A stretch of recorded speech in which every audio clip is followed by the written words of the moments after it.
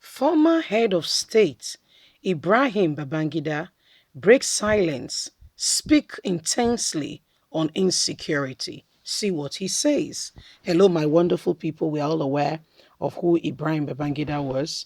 Once head of state, a military one of the people who brought the country to where it is today. I'm not speaking in terms of good.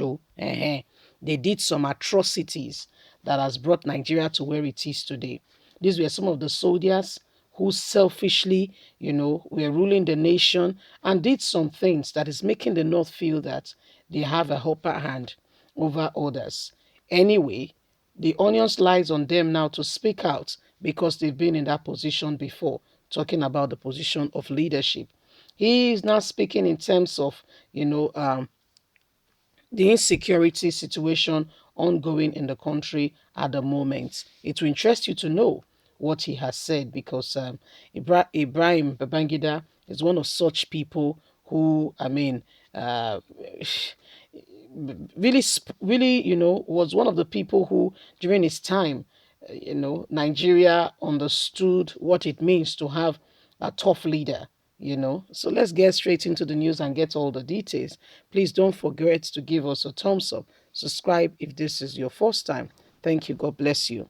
Ibrahim Babangida, former head of state of Nigeria, has spoken about the condition of the country and the continuous insecurity threats ravaging the country today. He made this clear in an interview in one online platform where he spoke in Hausa. According to him, the Alora news platform says that the insecurity that Nigeria is facing can be resolved if Nigeria's president does the right thing and is ready to really work on it. According to the source, Ibrahim Gambari stated that when Nigeria was in the civil war, it was a different dimension that the Nigerian soldiers later followed when the war became more difficult, and that it is still the same thing that the Nigerian government must apply if they wish to win the war against insecurity. According to the former head of state, he said Nigeria can only win the war if these two points can be followed. In his words, he said insecurity will become history in Nigeria if the country can change the old amenities it has to modern ones and prepare to train all its soldiers on how to use the new ammunitions. He said the second point is that Nigeria must be ready to be the one. He said most of the insecurity Nigeria is facing is as a result of disunity. If Nigeria can ready to truly be one, unity fostered, you will see progress in the country, especially as some tribes are not ready and are ready to come together. Some tribes are not happy with one another, and this administration has helped to widen that gap. He said it will be difficult to solve the problem of insecurity if we do not face the issue of disunity. Disunity is the bedrock, the foundation. He has now concluded that as he has spoken with Nigerian president on several occasions, but the majority of the advice he has given him is what he did not see him follow, that Buhari set in his ways. But if he's ready to stop just hearing advice and not implementing it and really take it on board and work with it, things can be better in Nigeria. He believed that Nigeria can be free from the insecurity sooner or later, but and only if the president of the country and the leadership are ready to follow sound advice. Very candid, honest, sincere advice. Honestly, because if you look at what is on ground, Nigeria cannot move out of this place in a hurry. If, honestly speaking, Ibrahim Babangida has revealed a very, critical point. There is no point talking to a dead body. Do you get what I mean? If somebody is not going to implement what you are saying, there's no point trying to flog a dead horse. It's not going to respond anyway. So, according to Ibrahim, if you listen to that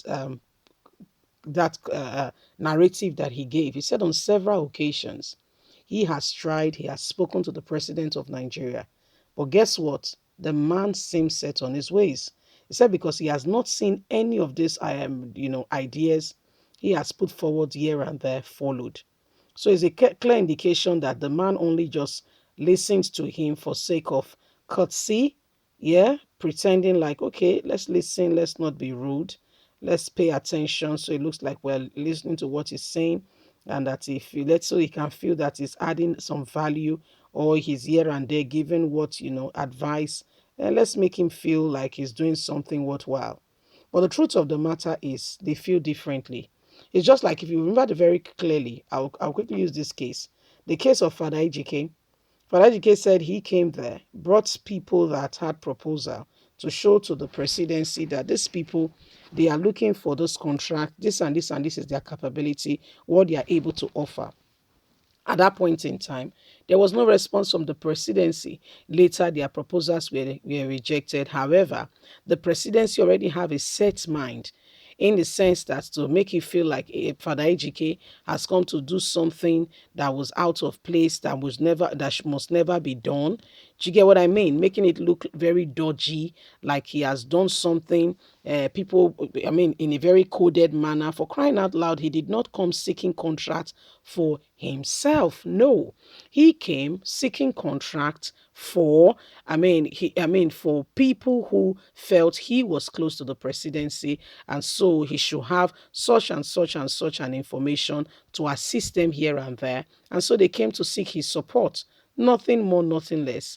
And so the presidency took it upon themselves to say that Father Ejike, they will expose him.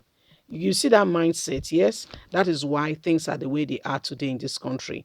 Because some people feel that they are the ones, the other, Babangida is saying here, that listen, I don't have much to say to this matter other than to say that I have advised the president, here more time and time again, and I seem to be falling on deaf ears. So I don't have that time to waste, if that makes sense. I don't have that time to waste, to just, wasting my precious time or my valuable information that I could give potentially, that could bring some help in the current phase of the situation. So he said he has spoken to the president as a number of times to as to what could potentially be done to make these things better. But apparently the president is set on his ways. When you have a president who is not leading but being used. Remember, Patience said, he said, we are not the one that rule. They use my husband to rule. Exactly. This is what comes out. This is what you experience. This is what happens. This is what happens. This is what becomes the order of the day. So it is what it is. Leave us a comment. God bless you. Bye for now.